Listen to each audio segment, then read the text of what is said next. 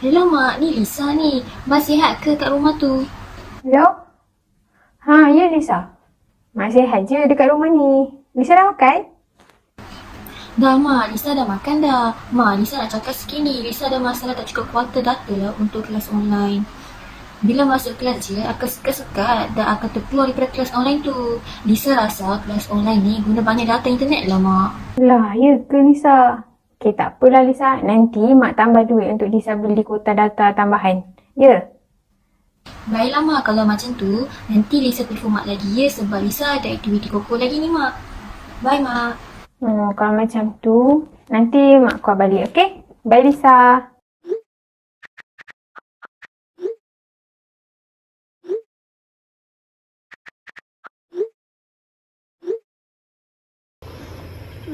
Ni ada kawan kakak kan Nisa, anak Encik Aisyah tu. Dia selalu tak dapat nak join kelas online.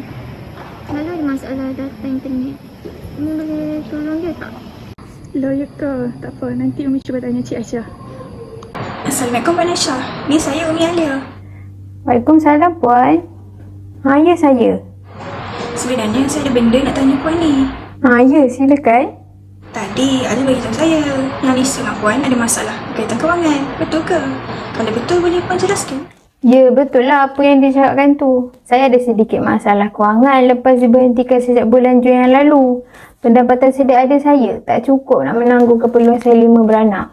Lisa pula alami masalah capaian internet sampai selalu tak dapat masuk ke kelas online. Apalah nasib saya. Saya sangat bersimpati atas nasib Puan sekeluarga. Kalau Puan izinkan, saya nak bantu Puan melalui bantuan-bantuan khas COVID-19 yang ada. Boleh juga. Tapi macam mana tu ya Puan? Puan hanya perlu hantarkan dokumen dokumen kepada saya melalui WhatsApp. Yang lain saya akan uruskan. Baiklah, saya akan segerakannya. Terima kasih ya Puan.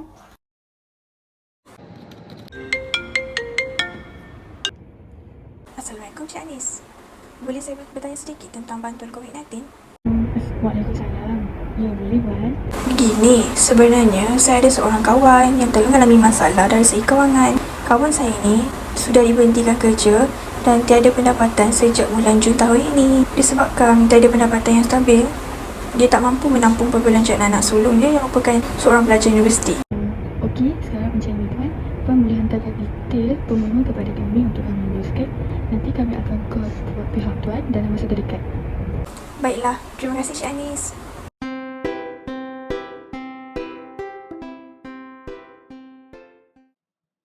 Pada tahun 2019, Malaysia telah dilanda wabak penyakit berjangkit COVID-19. Bilangan kes atau pesakit COVID-19 yang terus meningkat telah memaksa kerajaan untuk mengambil tindakan. Pada 15 Disember 2020, kerajaan Malaysia telah melaksanakan Perintah Kawalan Pergerakan Bersyarat dan Perintah Kawalan Pergerakan Diperketat. Bilangan kes yang meningkat menyebabkan kerajaan terpaksa menutup sektor-sektor ekonomi bagi mencegah penularan wabak penyakit berjangkit ini. Penutupan sektor-sektor ekonomi ini secara tidak langsung telah mencetuskan sumber pendapatan rakyat dan ada di kalangan mereka yang kehilangan pekerjaan. Dengan ini, kerajaan telah menyediakan inisiatif buat mereka yang terjejas akibat situasi pandemik COVID-19. Penyataan masalah bagi kajian ini ialah kadar pengangguran yang semakin meningkat. Menurut laporan statistik tenaga buruh yang dikeluarkan pada tahun 2020, sektor pekerjaan antara sektor yang terjejas dengan kenaikan kadar pengangguran pada suku tahun pertama 2020 iaitu 3.9% berbanding 3.3% pada suku tahun pertama 2019. Selain itu ialah penutupan dan pengurangan tempoh beroperasi bagi premis-premis perniagaan. Menurut kajian yang telah dikeluarkan oleh Jabatan Perangkaan Malaysia 2020, pandemik COVID-19 menyebabkan majoriti masyarakat menghadapi pengurangan sumber pendapatan dan hasil jualan yang diakibatkan oleh penutupan serta pengurangan tempoh masa beroperasi bagi beberapa jenis premis perniagaan. Selain itu ialah masalah penggangguan mental turut berlaku dalam kalangan masyarakat. Menurut laporan yang telah dikeluarkan oleh Jabatan Perangkaan Malaysia pada tahun 2020, gangguan masalah mental, emosi dan masalah obesiti juga berpotensi untuk berlaku dalam kalangan rakyat kerana masyarakat sentiasa berada di rumah dan tidak boleh melakukan sebarang bentuk aktiviti di luar rumah. Seterusnya, tujuan dan objektif. Projek ini dilaksanakan bertujuan untuk mengetahui bantuan-bantuan yang disediakan oleh pihak kerajaan untuk rakyat ketika penularan COVID-19 yang berlaku dalam negara. Kerajaan berusaha memberi pertolongan yang terbaik untuk rakyat supaya rakyat tidak terjejas akibat pandemik COVID-19. Keprihatinan kerajaan terhadap rakyat menggambarkan bahawa kerajaan amat ambil mengambil peduli dengan kebajikan dan kesejahteraan rakyat. Objektif projek ini adalah untuk satu, mengenal pasti jenis-jenis bantuan yang diberikan oleh kerajaan dalam menangani pandemik COVID-19. Yang kedua, mengenal pasti cara bantuan yang disalurkan oleh kerajaan kepada rakyat dalam menangani pandemik COVID-19. Yang ketiga, mengkaji kesan bantuan yang diberikan oleh kerajaan dalam menangani pandemik COVID-19 terhadap rakyat. Slide yang seterusnya, saya akan menceritakan tentang kajian lepas. Pandemik COVID-19 telah menyebabkan kebimbangan di seluruh dunia dan telah memberi kesan yang mendalam terhadap ekonomi, kesihatan dan masyarakat. Menurut kajian Xiong 2013 dan Wery 2009, apabila negara dilanda krisis, bantuan kerajaan akan membantu pendapatan dan pekerjaan rakyat. Ini amatlah penting bagi kerajaan untuk membantu rakyat yang terkesan. Yang kedua, Matsubayashi, Sekijima dan Ueda 2020 mendedahkan sekiranya kerajaan tidak memberi bantuan kepada rakyat yang terjejas, ia akan memberi kesan yang negatif kepada kesihatan mental mereka.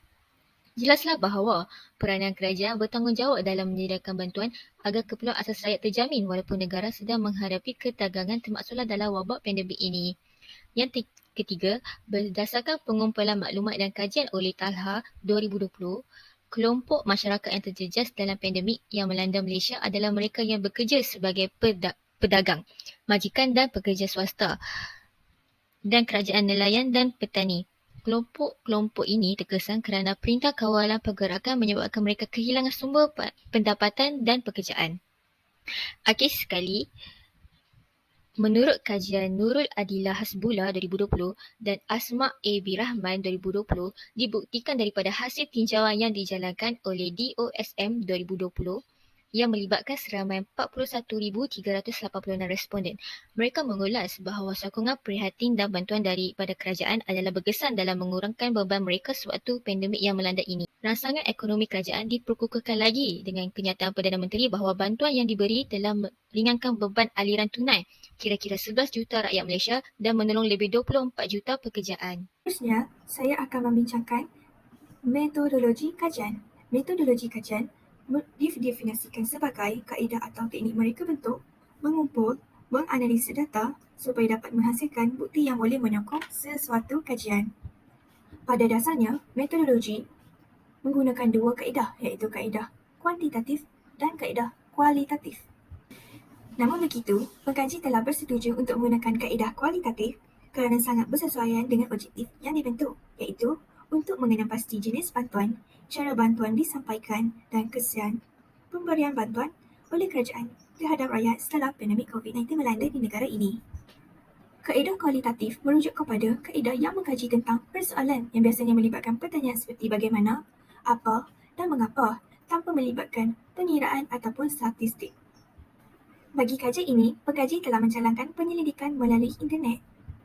Persoalannya, mengapakah pengkaji menggunakan internet sebagai sumber?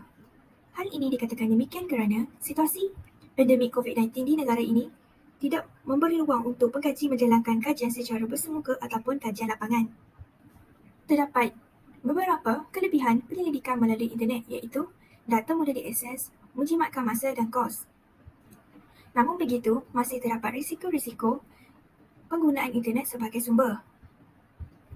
Oleh itu, pengkaji melakukan penyelidikan melalui internet dengan berhati-hati supaya maklumat ataupun data yang diperolehi daripada sumber internet adalah sahih, fakta dan boleh dipercayai.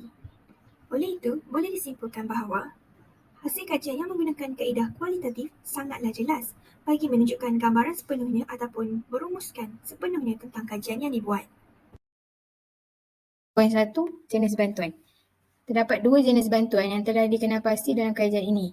Yang pertama, pakej bantuan ekonomi dan rakyat Malaysia (PERMAI) dan yang kedua, pakej perlindungan rakyat dan pemulihan ekonomi (PEMULI). Pihak kerajaan telah memperuntukkan sebanyak 15 bilion ringgit dengan melalui pelaksanaan pakej PERMAI. Melalui pakej PERMAI juga, pihak kerajaan telah menawarkan pelbagai jenis bantuan yang dapat membantu rakyat dalam menangani era pandemik COVID-19. Antara bantuan yang ditawarkan ialah mempercepatkan bayaran bantuan prihatin rakyat. Contohnya, pihak kerajaan telah menyumbangkan sebanyak RM300 kepada golongan isi rumah yang pendapatan sehingga RM5,000 sebulan. Dan yang kedua, pihak kerajaan juga telah melaksanakan kempen Shop Malaysia Online, PKS Micro dan juga kempen e-dagang PKS. Ini adalah usaha kerajaan untuk menggalakkan lagi aktiviti perniagaan usahawan kecil dan juga perniagaan secara atas talian. Jenis bantuan yang kedua iaitu pakej perlindungan rakyat dan pemulihan ekonomi. Pihak kerajaan telah menyumbangkan sebanyak 10 bilion ringgit Malaysia melalui bantuan khas COVID-19, bantuan kehilangan pendapatan dan juga bantuan perhatian rakyat. Kerajaan juga telah memperuntukkan sebanyak 15 juta ringgit Malaysia untuk menangani masalah sosial yang telah disokong oleh pihak bukan kerajaan. 6.2. Cara bantuan disalurkan oleh kerajaan kepada rakyat dalam menangani pandemik COVID-19. Cara yang pertama adalah bantuan disalurkan secara tunai. Bantuan tunai merujuk kepada bantuan dalam bentuk kewangan yang diberikan secara langsung kepada penerima bantuan. Dalam situasi ini, penerima bantuan akan menerima wang secara tunai di bank-bank yang berkenaan.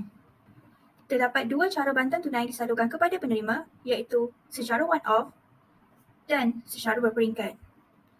Penerima bantuan secara one-off merujuk kepada kerajaan akan memberikan keseluruhan jumlah bantuan tunai sekaligus kepada penerima yang layak. Sebagai contoh, menurut Esro Awani 2021, melalui pakej pemerkasa, bantuan tunai sebanyak RM500 telah diberikan kepada rakyat yang kehilangan atau diberhentikan kerja disebabkan COVID-19.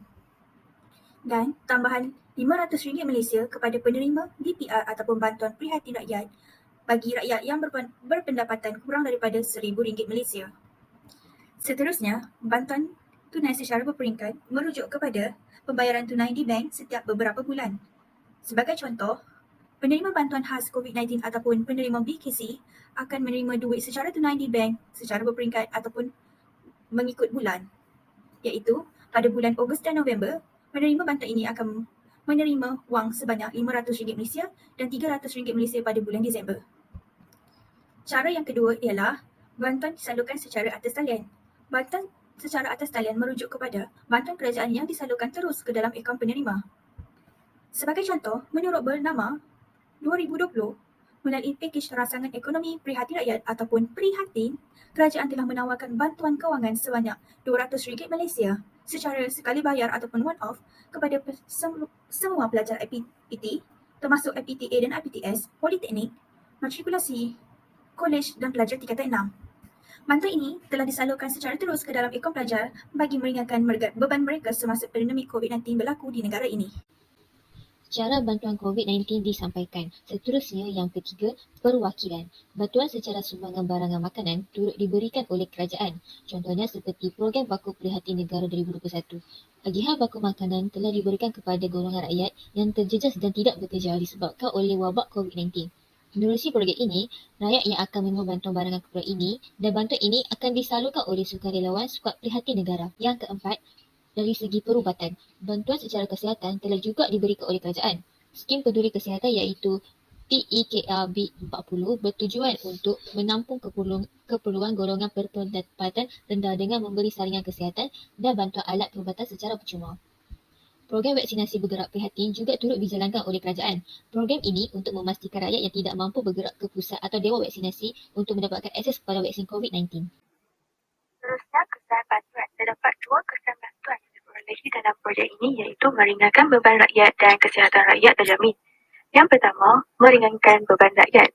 Pendapatan rakyat berkurangan akibat kebanyakan rakyat kehilangan pekerjaan semasa berlakunya pandemik ini. Oleh itu, kerajaan telah mengambil berbagai inisiatif yang terbaik untuk mengurangkan beban rakyat, seperti pembayaran secara diskaun iaitu diskaun bayaran bil elektrik dan air. Perkara ini telah mengurangkan keresahan rakyat untuk membayarnya kerana perkara ini amat penting untuk kegiatan seharian rakyat. Seterusnya adalah diskaun pembayaran PTPTN untuk pelajar yang belum melangsaikan hutang mereka.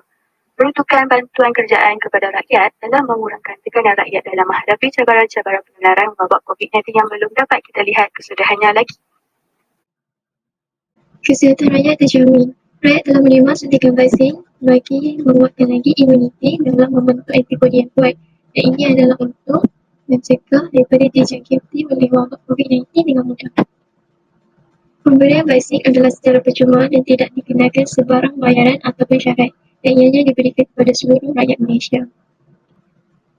Kerajaan juga menjamin vaksin yang selamat, berkualiti dan efektif sahaja diberikan kepada rakyat tanpa ada sebarang kompromi berkaitan tahap keselamatan dan keberkesanan vaksin tersebut. Kesimpulannya, bantuan yang disalurkan atau diberikan oleh kerajaan secara tidak langsung telah meringankan beban rakyat Malaysia dari segi fizikal dan juga mental. Kerajaan telah berusaha sebaik mungkin dalam melakukan pelbagai inisiatif agar rakyat dapat meneruskan kelangsungan hidup dengan baik.